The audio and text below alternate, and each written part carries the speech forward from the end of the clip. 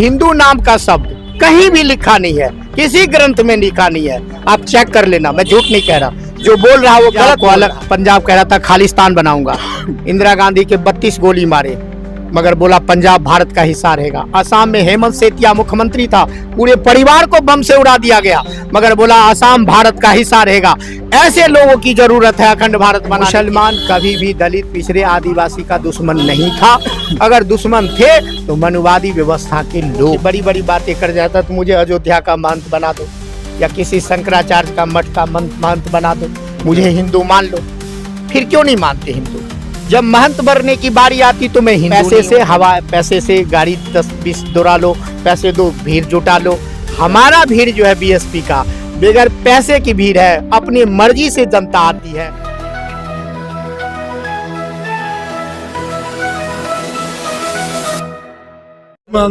जनवरी का महीना है, इलेक्शन का दौर है, दिल्ली की सड़कें हैं और रात का माहौल है, लेकिन लोग पीछे खड़े हैं।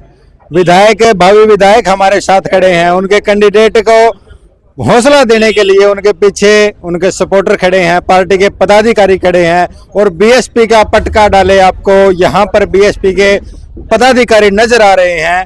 ऐसे में जहाँ पर मीडिया सिर्फ और सिर्फ दिल्ली के अंदर ही नहीं, पूरे भारत के अंदर कांग्रेस और बीजेपी की लड़ाई दिखा रहा है, और खासकर अगर दिल्ली की बात करें तो आम आदमी पार्टी और बीजेपी की लड़ाई आपस में दिखा रहा है। इस माहौल में आखिर बीएसपी के प्रत्याशी और बीएसपी के पदाधिकारी किस तरीके से मेंटेन कर पा रहे हैं इस चुनाव को, इस माहौल को, इन्हीं विषयों पर आज बात करेंगे। हमारे साथ में मौजूद हैं श्याम शर्मा जी, शालीमार बाग से प्रत्याशी हैं बहुजन समाज पार्टी के।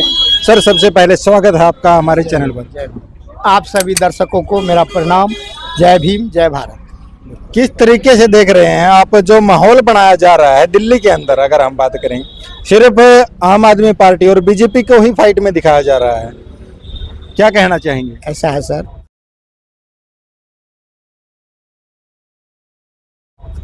कि इन लोगों के पास पैसा की कमी नहीं है। बीजेपी के पास तो इतना पैसा है कि चाहे वो 10 इलेक्शन में भी खर्चा करे तो फिर भी कम नहीं पड़े, क्योंकि 64,000 करोड़ का फंड बताया जा रहा है।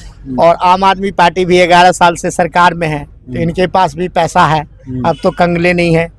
हमारे पार्टी के पास थोड़ा पैसा कम है, क्योंकि हम लोग अपने पैसे से लड़ रहे हैं, जो चंदा करके इन जैसे भाइयों से सहयोग लेकर के लड़ रहे हैं। हमारे पार्टी के पास इतना पैसा नहीं है, और फाइट में जो दिखा रहा है ये हवा दिखा रहा है, ऐसा कुछ भी नहीं है। ये हवा बनाने की योजना चल रही है। हवा बनाने की योजना चल रही है, मतलब आप कहना ये चाहते हैं कि वो है नहीं जो दिखाया जा रहा है। हाँ, ये पैसे से हवा, पैसे से गाड़ी 10-20 दौड़ा लो, पैसे दो, भीड़ जुटा लो।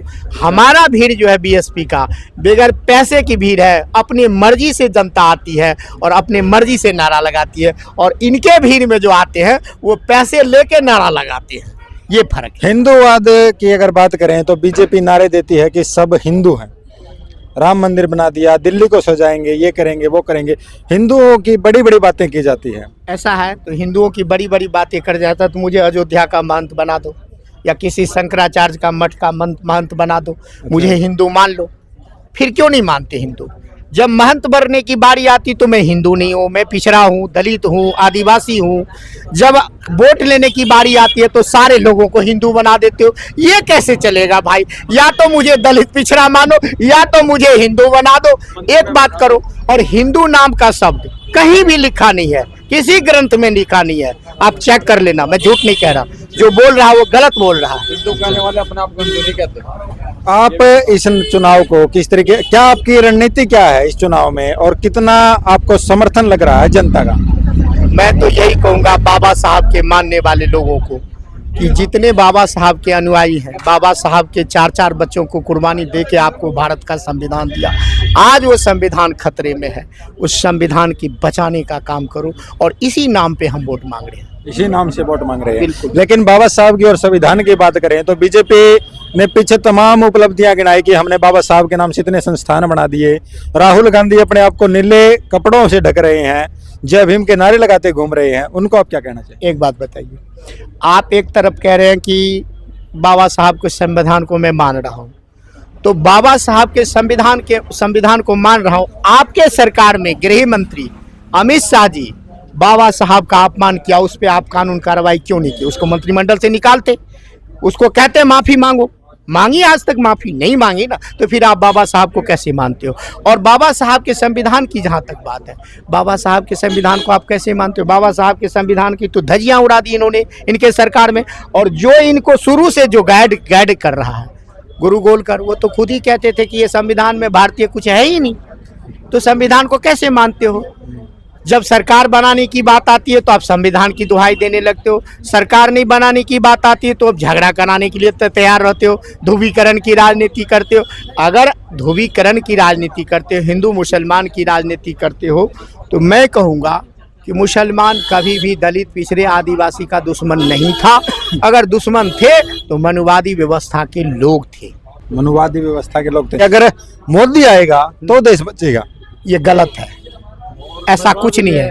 मोदी जी पीछे ले गए हैं, मोदी जी पीछे ले गए भारत को। भारत में एकता थी, अखंडता थी, सब मिल करके चल रहे थे।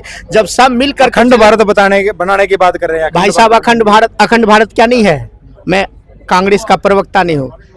पंजाब को अलग, पंजाब कह रहा था खालिस्तान बनाऊंगा, इंदिरा गांधी के 32 गोली मारे, मगर बोला पंजाब भारत का हिस्सा रहेगा। असम में हेमंत सेतिया मुख्यमंत्री था, पूरे परिवार को बम से उड़ा दिया गया, मगर बोला असम भारत का हिस्सा रहेगा।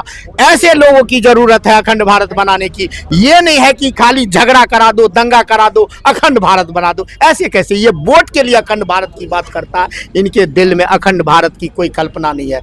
ये पिछड़े, दलित, मजदूर, किसान सबका विरोधी है, सबका विरोध। सबका।